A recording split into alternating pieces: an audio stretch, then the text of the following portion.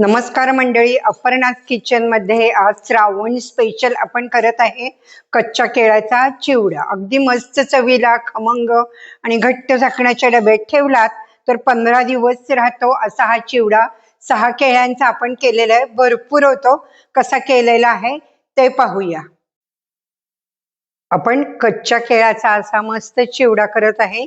तर आपण त्यासाठी बघा काय अशी हिरवीगार घट्ट केळं घेतलेली आहेत। 12 महिने आपल्याला केळं मिळतात, हो की नाही। आणि चिवडा इतका मस्त लागतो। केळं बघा किती घट्ट आहेत। अशी घट्ट आपण ही 6 केळं घेतलेली आहेत आणि याची आपल्याला आता साल काढून घ्यायची आहे सगळ्या केळ्यांची। हा चिवडा पौष्टिक तर असतोच आणि चवीलाही अतिशय मस्त लागतो। आता साल कशी काढायची तर हे असं आपण काढून घ्यायचं पूर्ण। सहज साल निघतो साल काढायच्याने।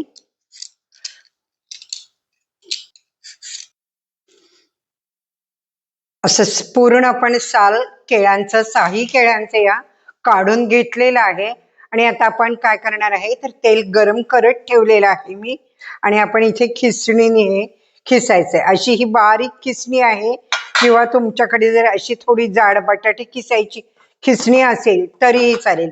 तुम्हाला जे नाजूक हवं असेल तर अशी बारीक खिसणी घेऊन आपण खिसू शकतो। आपण तेल बघा तापलेलं आहे, चांगलं फुल गॅस आहे। अशा छान छान रेसिपीसाठी पाहत राहा अपर्णास किचन किंवा अपर्णा पेंडुरकर यूट्यूब चॅनल।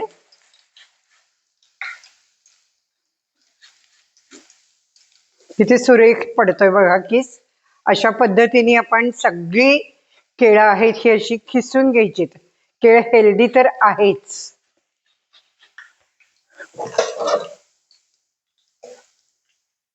चांगलं तळून व्हायला पाहिजे।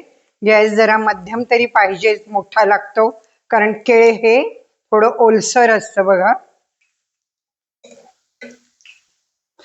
केळाला बघा चीक असतो थोडा कच्च्या केळ्याला, त्यामुळे काय आहे आपण असं धरलं ना खिसणी तर जास्त व्यवस्थित एकसारखा पडतो, त्याचे गठळे होत नाहीत।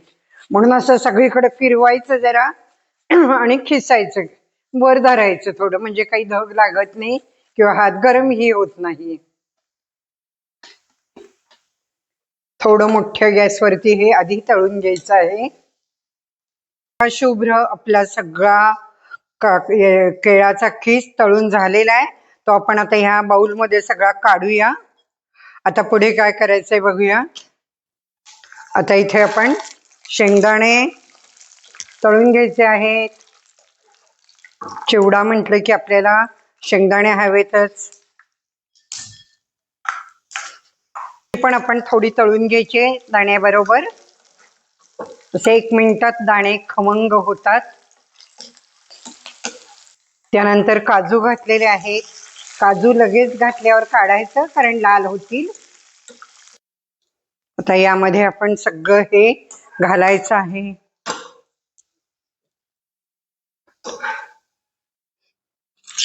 यामध्ये आपण घालायची आहे आता पिठी साखर 2 चमचे। पिठी साखर 2 चमचे घातली आपण। त्यानंतर मीठ चवीपुरतं, इथं तुम्ही पादेलोण घातलं तरी चालेल। बघा असं सगळं मिक्स केलेलं आहे आणि आपण आता हे असं हलवायचंय। हात लावण्यापेक्षा असं आपण मिक्स व्यवस्थित करायचं हलक्या हाताने। हे जर असे गुठळे झाले असतील तर ते मोडून घ्यायचे। असा आपला हा चिवडा झालेला आहे कच्च्या केळाचा आणि अप्रतिम चव। घट्ट डब्यामध्ये तुम्ही ठेवला तर हा अगदी 15 दिवस असा राहतो। तर हा व्हिडिओ तुम्हाला कसा वाटला कच्च्या केळाचा चिवडा ते मला कमेंट्स मध्ये सांगा। कच्च्या केळाचे आपण बरेच उपासाचे पदार्थ केलेले आहेत, तेही बघा।